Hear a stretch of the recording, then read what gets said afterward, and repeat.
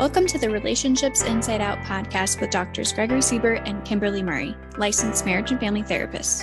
Join them on this journey as they explore the ins and outs of relationships. Well, welcome to Relationships Inside Out, where today we're going to talk about validation in relationships. Relationship with self, relationship with couples, family, friends, you name it. And validation is the act of affirming somebody's experience, right? Or their feelings. Mm-hmm. A key distinction is that validation is not agreeing. You do not have to agree with someone to validate. And oftentimes that stops people from validating. Well, I don't agree with what they feel. I don't believe you. I don't think that. Mm-hmm. So therefore I can't validate you. Yeah, when we look at conflict, a lot of times it's this idea of not feeling validated and trying to get our point across and prove it. But the reality is you may just have literally separate opinions or experiences with it, and that's okay. The important piece is how do we validate that so we can feel seen and heard, which is really a foundational piece for effective relationships, is feeling seen and heard, which validation is a big... We all want to feel seen and heard. Yeah. I think about validation and how important it is that we validate not only our partner, but ourselves. Mm-hmm. That I can feel confident in myself, that I can support myself, but also that I can validate my partner. Yeah. That I can love on them, even if I don't agree. Yeah. And we talked about it in the previous episode with insecurity. We don't want to have to rely solely on the person we love to be the person that regulates us, which through validation, right? We have to find ways to validate ourselves as well. But there are different ways, like if as a partner, listening, mindfully listening could be a way of validating, letting them know that they're important enough for you to hear, not thinking about your own agenda, not thinking about how you're going to solve or fix it. Or argue or prove your point. It's not about your agenda. Mindfully listening. And even through that, show curiosity. I think the cool part when I think about validation is we often think our truth is truth, like capital T truth, and it's not. I have my truth. My husband has his truth, and capital T is somewhere in the middle. If we use curiosity, it allows me to kind of explore my own mind, my own thoughts, but expand my own thoughts. Yeah. Maybe he sees things in a way I don't. What can I learn from that? What can I take from this experience from him to benefit myself, to help myself, to help this marriage? Yeah. And that curiosity shows that you care enough to be engaged. That's validating. And to want to understand. My partner wants to know about my day at work. Like they're asking questions. They remembered this, right? And we often do a technique. I don't know if you want to talk about that, the 5-minute speaker listener. Yeah. So for some couples, I do even as low as 1. Some go up to 5. So it's how long that speaker gets to speak. Yeah. For some couples, having the threshold to hear their partner talk for that long, for 5 minutes, is without their reach, or outside their reach. But essentially one partner is in a speaker role and one partner is in a listener role. And the speaker gets to share their truth, ideally from a place of I, a place of how you're feeling, not a place of criticism. And the listener's sole job is to hear their partner. It is to take in what they're saying, not to come up with a rebuttal, not to think about how I'm going to argue their point or how they're wrong or to get defensive. It is simply to hear them. Not interrupt them. Yes. They get their full time. When their time's up, my job as the listener is to now say, here's what I heard you say. And not putting my own spin on it, not twisting their words or putting my own interpretation, but really paraphrasing what that person was saying or wanting me to hear. To the liking of the speaker. Yeah. Like, did I hear you correctly? Yep. And asking that question, did I hear that correctly? Did I get that right?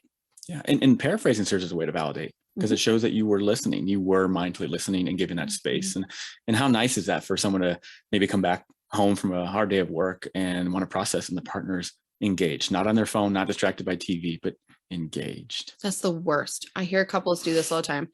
Hey, how was your day? Looking at their phone. They don't really give a shit how your day was. Yeah. There's a big difference between looking at my phone. Yeah. Tell me about your day. And scrolling versus looking at my partner in the eyes and saying, hey, tell me about your day. What were your highs? What were your lows? Yeah. Well, and when we're talking about validating, it happens in 2 different contexts. One is doing it during the lay time. You don't have to be in conflict to validate. Good point. Just throughout your day, validate, show the partner or each other that you're seen, you're heard, you're worthwhile. I'm thinking about you. You're worth my time, my energy, my mind space. Yeah. And doing that on a lay time builds what John Gottman calls positive sentiment, which we talked in previous episodes. And that helps because when conflict comes, it gives your partner the benefit of the doubt. Maybe let's remind what positive sentiment versus negative sentiment is. It's this idea that my partner doesn't have bad intentions. We're in conflict. They still care about me, right? They've been doing a good job of validating me for, day in and day out, that we have conflict. They're just frustrated with me in this moment. It's not this globalized, everything's doomed. And with positive sentiment, you give that benefit of the doubt. It's not this, well, they always do this. And when we use that language, always, or they never do this, which you and I we cringe. The universal global language. We cringe. That's really of an indicator, maybe more negative sentiment. Yep. And to help with that is boost up the validation, continue to validate each other. And then in conflict, I love coaching couples to validate in conflict because it still shows that you love them, even though you're mad at them. You can hold both emotions. It's not either or. Coach so many of my clients on this. We think that we can only feel or believe one thing at a time. And that's not true. I can love you and be mad. I can, even when we talk about death, I can miss the partner or the person and be joyous for them and where they've gone, or I can miss them and feel relieved. The same is true in partnerships. I can love my partner and find them incredibly annoying sometimes. Yes. It may be hard to hear. But being able to give space for both. Give space for, I have my truth and you have your truth, and it may not be the same. Yeah. In doing so shows priority in the relationship.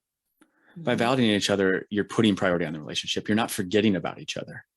You're making an effort to know that each other are seen and heard, to build that positive sentiment, that feel good of my partner cares about me. If things go, south, I know they still love me. Yep. And we're just gonna have to process through what we're going through.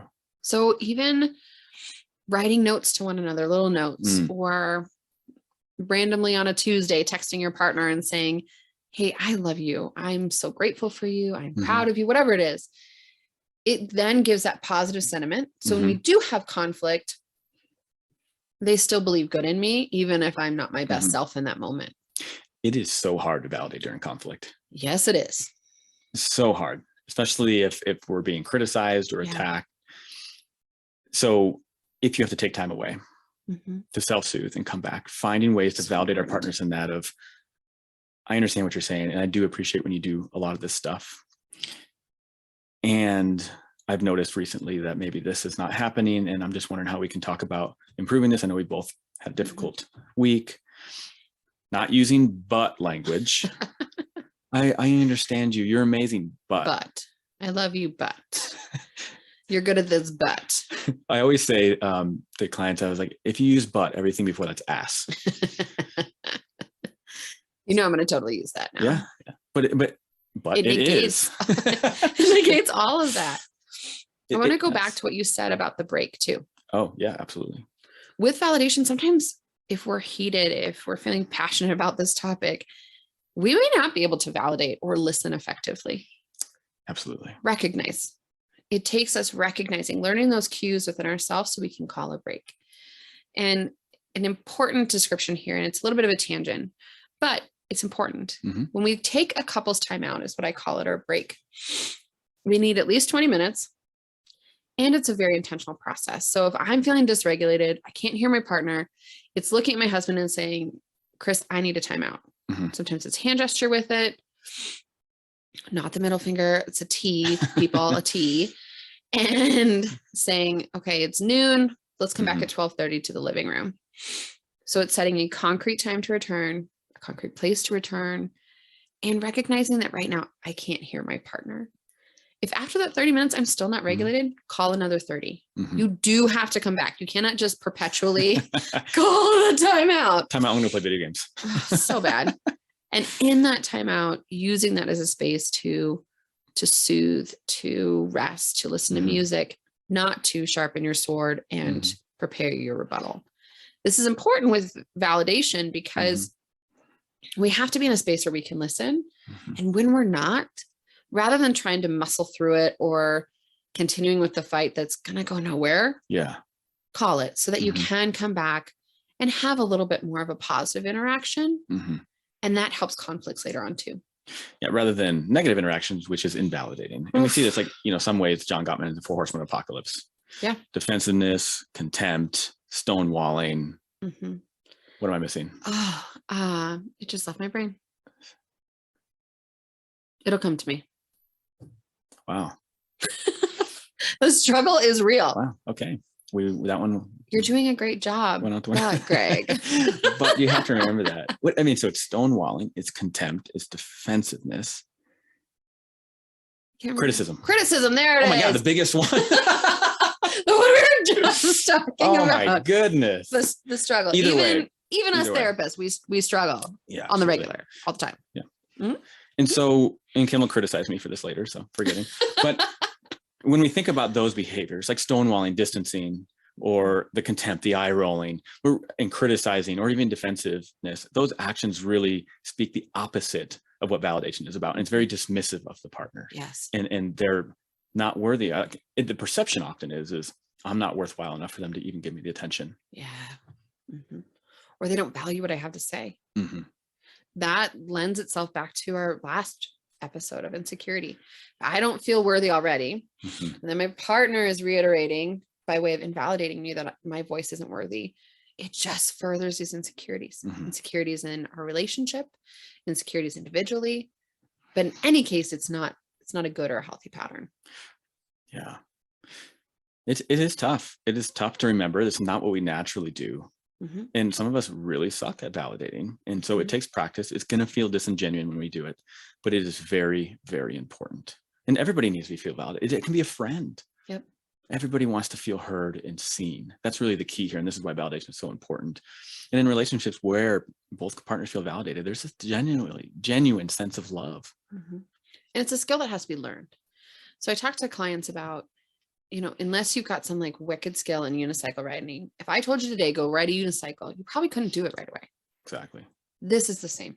It's a good analogy. Yeah. Validation is a skill. We aren't taught it. I wish we were. I wish we were. But then we wouldn't have jobs. So golly. Continue not teaching this in our schools. But we aren't taught it. So there may be some speed bumps as you're trying this, and you may run into some blocks or barriers. Okay, we try again. We get some more coaching. We learn about it. Try to give your partner grace as you both learn to navigate this process. And try not to beat yourself up if you don't know it. If your family didn't use it, if your school didn't teach it, how are you going to know it? You're not just going to magically have it enter your brain. Yeah. We have to learn it. Yeah. And when I work with couples, they're very shy and embarrassed of trying it, and they think they're going to mess up, and that's okay. When I even give examples of validation, I'll mess up. I'm like, whoops. And we had to learn it. Let's be real. Yeah. Like, I didn't learn it from my family. Yeah. I learned it in school. and one piece is learning how to. Yeah. And a very important piece of this is learning how you are best validated. There are different ways that we are validated or feel validation. Let's talk about those too. Yeah. For me, I start at the very base of love language. Love languages, I think, is a really good starting point. It might go beyond that for some individuals, but I have them take the love language test. Love it. And it gives them at least some language to say, I scored high in quality time and acts of service. Great. This is a great starting point. Like, this is how it gives your partner a roadmap, or a family member or friend. Okay, they love doing this. Now, for the partner, it may not be your language, but it's really important that we step outside of our comfort zone and engage in what our partner needs. I've seen couples that have been together years, 20, 30, 40 years, and I'll hear, I don't feel loved. But meanwhile, the other partner is really busting their ass, but they're not using it in a way that is met or really received by that person. Yes. So this is why I think knowing how we are best validated is really important in terms of being able to communicate it to others so they know how to do that. An example of that is I'll hear partnerships where it's like, I bought you so many gifts, or I've been doing so much stuff around the house. And then the other partner says, that doesn't really matter to me. I appreciate it. Conceptually, I appreciate it. Yeah. But what I actually needed was that hug. And that can be pivotal of, like, I'm trying to show you I love you with all this energy, but now I'm going to put it in the right place so it actually is effective. And important in this conversation for the partner who's maybe being told that they're not meeting that language. It's not to say, you just don't like what I'm giving you, or, well, that's not on me. I'm doing the best I can. It is on you. Yeah. You have a responsibility to meet your partner's language and understand what they need, and not what you need, what they need. Yeah. And not what works for you. We're just being lazy at that point. We have to step out of this. And I'm being lazy towards prioritizing the relationship. Yes. Yes. It's invalidating if you're not going to give the effort to want to engage in that love language. We're not going to be perfect at it. It's not going to happen because it is not our nature, and give yourself grace for that. But it's not an excuse to say, oh, well, I'm doing this, you take it or leave it. Yep. And I've heard that, and it's very sad, unfortunately, to hear that. But when we can pivot, it makes all the difference. When we can learn how to show our partner, validate them, that we love them by way of that love language, by way of acknowledging that we hear them, it can be pivotal for a relationship. Yeah. And when asking for this, it's really important to validate your partner in their efforts and say, look, you've been doing a great job. I've noticed all this stuff and I really do appreciate it. I would like more of this. I think this is what really fills my cup. You're not failing me because it's not happening. Like, that's not the case at all. I just know this about myself, and I just need a little bit more this time because of where I'm at. And it changes by season. So where I'm at, that piece is super important, right? What my love language was, or what I needed 5 years ago, is going to look very different than now with 2 kids. It can, yeah. Right. For some people, it can be stable and be the same throughout, but often it changes. If I'm more stressed, if a different job, and now I have a chronic illness, my needs may change. My love language may change, and being willing to adapt to that is important. I like to ask couples before I even mention the love language test is, how do you feel validated? I maybe have had, out of 10 years, maybe a little less than a handful of people who actually knew. And I get a lot who I think and assume, and then they take the love language and they're like, I was off. I really thought I would be this. And I think it's important to at least get some sound language and confirmation of what works for you, so we can communicate with that partner. And it's not just quality time, right? We've got to go a step further. What does that look like? Yep. What does acts of service look like? You know, we got one partner who likes their partner to do more domestic stuff around the house that helps them, because that's where their anxiety is at. Another one loves acts of service of taking care of the bills and keeping that in their forefront of their mind, so they don't have to worry about it, or things like that. You just described my marriage, so that's good. Wonderful. That's good. Quality. Yeah. Yep. But with those love languages, you said, even like surprise to self, I'll have couples fill out their love languages separately and not share it with one another until our next session. Yeah. And then ask each other, okay, what do you think your partner's number 1, number 2 is? Yeah. I love that. And rarely do couples get it right. They'll say, oh, I thought it would be blank. Yeah. And having that mindset shift of, oh shit, it's actually this one. Yeah. And I haven't been paying attention to this one. Yeah. And I've seen couples where it gives them hope. It's like, I know what to do now. Yes. A roadmap. Yeah. And they've been hearing for a while now that they're not doing a good enough job. And now it gives them hope that they can do a little something. But I want to make it clear. It's mainly on the partner to know what validates themselves, to communicate it. It's not on the other partner to guess. No mind reading here. No mind reading. Granted, maybe there's some responsibility in asking and continue to ask, but if that person doesn't know, that asking doesn't go anywhere, really. Truth. And sometimes our partners are going to be fallible and they won't ask. So we really want to encourage people to advocate for your own needs. I was part of a maternal mental health training this past week. And one of the therapists on there had said, the mouth that doesn't open doesn't get fed. And they were talking about it in terms of, if you don't speak, you're not going to get your needs met. If you don't open your mouth, there's no way for nourishment to come in. You have to give voice to it, even if it's hard. I'm going to say it. This is one of the most common phrases that I hear. Oh gosh. But they should know. Oh golly. If they love me, they should know. I've told them 1,000 times. Why don't they know? No, you should know. Yes. And then I also hear, well, I have told them. Great. Let's talk about how you told them and what you told them. Okay. So, and then we break it down of, basically what I'm hearing is that you need this, but it's not really clear of what that actually looks like. Like, I need my partner to support me. The most nebulous, ambiguous statement ever. And I'll tell people, I'll say, what does that mean? I need their support. Yeah. Yes. And That could look 1,000 different ways. Same thing with quality time. I need quality time. I told them I like quality time. What does that look like? Does it look like sex? Does it look like watching TV together? Hiking. It can look vastly different. Some people feel there's quality time, even though they're both on the TV, that they're next to each other, not on their phones. It could be something simple. It does not have to be so complex, but we have to get down and provide a map, a literal map for our partners. Tangible. Something tangible. And they'll list off tasks. Like I told them I like when they do this. And like that's a good start. But all those things speak to a larger concept. And this is where couples therapy can help, and working with somebody to nail that down and get the language and be able to communicate in an effective way. And practice it. Because oftentimes couples will say, and I've even said it before I was trained in it, of we're doing everything right. Why is it not working? Because there are little nuances that sometimes we don't catch. Yes. And just those little tweaks with couples therapy or individual therapy, all of a sudden things start to click and get better.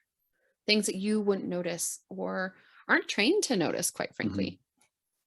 One sense of validation that I think isn't first thought of when we think of validation is when couples actively schedule something weekly for themselves. It's again, going back to prioritizing the relationship. That's validating to know that both of us are working together, that my partner wants to do this with me, and that we're making time for ourselves. Again, something that's probably forgotten in the midst of stress and things like that. And when we spend even just time alone, when I take care of myself, that's in service to my partnership. If I'm not taking care of myself, I'm stressed out, I'm grumpy, my health is poor, that doesn't serve my marriage. That pulls from it. So validation, taking care of the relationship, also comes from taking care of ourselves. Yeah. Super important. Yeah, absolutely. So it's a great point. I mean, we, again, don't want to have to rely on other people to validate. We need to do it ourselves, but by working on ourselves, it's also validating to our partners to know that they're better than themselves for the relationship, that they're trying to bring their best self forward. Let's get real concrete. What does validation sound like? What does it look like? So it's those notes, but some phrases that we could say are, I heard you say, I can see that you're upset. Tell me more about that. Yeah, you're doing a great job in XYZ. I really appreciate when you do this. It means a lot to me. No buts. Just it means a lot to me. But if you could do the dishes, that'd be super great. And I think, and it gets a little more, so that's what I like on the lay time. In conflict, it does get a little more complicated because you want to assert your need. Yep. Good point. Right. So I hear what you're saying, understand it, and it makes a lot of sense why that would have frustrated you. I've noticed in this area of our relationship, I'm not feeling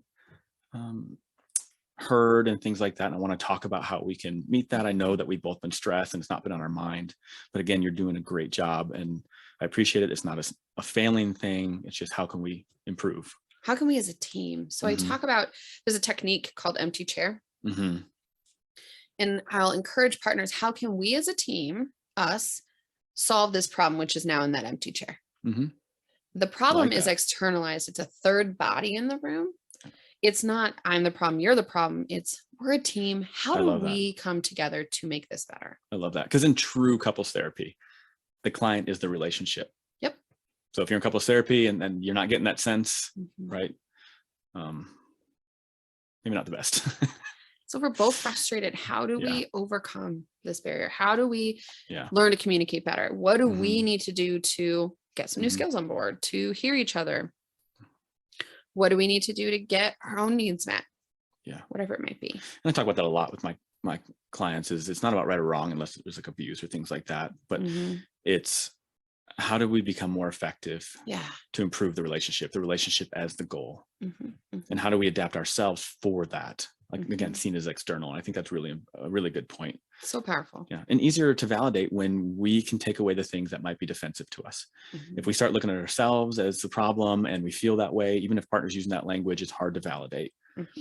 So on our end, we need to depersonalize and hopefully, and ideally in that relationship, there's been validation over time, not in just conflict, but where they can draw from and be like, my partner does love me. This isn't about me. Yeah.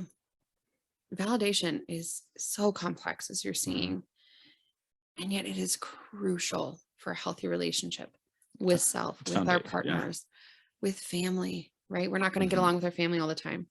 Wait, what? I love you, mom. I love you, sister. And this is where I'm frustrated. How can we work together to solve that?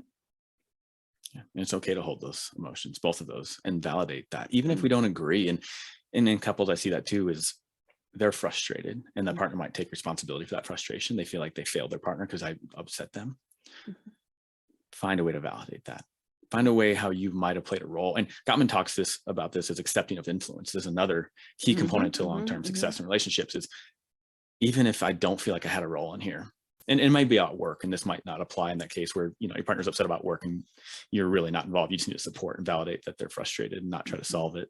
But in the case of like a relationship where, you know, you might have contributed to conflict, accepting that, and just accepting that is validating. If I can see how when I did this, it was frustrating, it makes sense how my tone of voice that would have been perceived that way. And I see how that hurt you. Even if your intentions weren't that. Again, this is where that, okay, I may not fully agree with your perception of this, and I can see where you're coming from. Yeah. I can see how that shift in body language, how that way I said that was painful. And think about how powerful that is. You know, in a conflict, I often see couples trying to fight that's not their fault. Because if it's our fault, then that means we did something wrong and we're a failure. And maybe a fear of like being left or something comes up. But then the partner says, you know what, I can see how I played a role in this, and I can see how you felt that way. And it makes a lot of sense. The softening key. Yep. You can't keep going on that, right? If someone comes into a conflict and you're going back and forth, you amp each other up. But if my partner comes in and says, wow, you're right. That was painful for you. And I'm sorry, right? Even going there, all of a sudden it's like, I guess we're not fighting today. Yeah. And if you don't agree with it, you don't have to say you're right. You can just say, I can see, and I understand see where you're coming from. Yeah. And showing understanding is a form of validation if we haven't said that already. Or asking your partner, I can see why that was painful. Is there something I could do differently next time? Yeah. Help me understand how I can approach this next time or express myself. Yeah. And an important distinction in the context of trying to get validation, right? And I see even arguments about not feeling there's reciprocity in this realm. I'm doing a lot more. And there needs to be a conversation about that. How do we build this up? Like why might you feel that? But another piece of this is understanding that our partners may not be in a place or have the mental capacity to do that. And they're stressed, and that needs to be focused on. It's not because they don't love you. It's our maxed out. It's our threshold of tolerance. When we're at the top of our bucket with water, right? If our bucket is a tippy top, the littlest drop's going to spill us over. Yeah. If we see our partners at the tippy top of their bucket, okay, so have a little more grace for them and see what can we do to lower that bucket. Yeah. In an ideal situation, I imagine a partner noticing their other partner stressed and they can't meet their needs is, I can see you're very stressed, and I can see that's taking a toll on you. And, you know, let's talk about that. How can I support you? I'm here for you. Sometimes it's not fixing. It's just, I can see it, and I'm here with you. You ready for the butt language? Oh, no. But I always feel like I'm the one who has to do this. Why can't they manage their damn stress? I see your stress, but let me tell you about my day. Happens all the time. The butts, it's so or parenting. God, I'm so tired of these children, and I know you are, but like I need a break. Yeah, I need one. Right? Happens all the time. How would you say a couple? How do you deal with that? A couple comes in and one partner says, "I do that, and I feel like I'm doing it all the time." So I might talk about, what does it look like? What could your partner do differently? How I'll ask the other partner, how do you think you're showing validation? Maybe it's they're trying, but it's not being received. That's more often the case. I've noticed. Yeah. But there are times where they're super stressed and they can't. And say it's chronic stress. I might actually look at the individual and talk about, what are you doing to self-soothe? And it goes back to what you talked about. Working on yourself as a form of validating for the relationship. And learning how to manage that relationship so you can be more present. Yep. Because over time, that stress taking over and not being present can lead to feeling invalidated, that this relationship or myself is not valuable enough or important enough. Like that stress at work is more important. At the end of the day, no matter the tool, well, for the most part, my recommendation is get curious. Yeah, I love curiosity. If you feel like you're doing it all the time, get curious. Why isn't your partner showing up? Or if they are, how is it that they're showing up but you're not receiving it? What can we do as a team differently to receive it better? What needs to pivot here? That curiosity rather than blame or shame. Or labeling and identifying your partner's emotions for them. So tricky water. This is very tricky. So an example would be maybe one partner's not really good at expressing them how they feel. That's just not their language. They didn't really grow up using emotions to explain their world and their surroundings. It's more logic. And the other partner's like, how do you feel? They're frustrated at the distance. Well, I know you feel this way. I can tell. No, this is how you feel. Oof. Very invalidating. And even if you're right, even if you're accurate, that's really not the point. And I see this so many times. And I've probably even engaged it myself. So it's a normal process, but it's very invalidating. Because somebody who's wanting to get that emotion, content from their partner is not getting it, then we're trying to label it and trying to understand it. And the point is not about you being right. It's about giving your partner space and validating them by giving them that space to express how they feel, even if it is not. And it can be a shift in language. In our house, I'm pretty notorious for this. Sorry, Chris. Of saying, wow, you're really grumpy. Oh. Yeah, thanks for the judgment there. We do it in our house a lot. You're human. It happens. We all engage in it, Kim. I understand. So bad. I understand how you can get there. Our 4-year-old's starting to do it. Of Dad's grumpy, isn't he? And I'm like,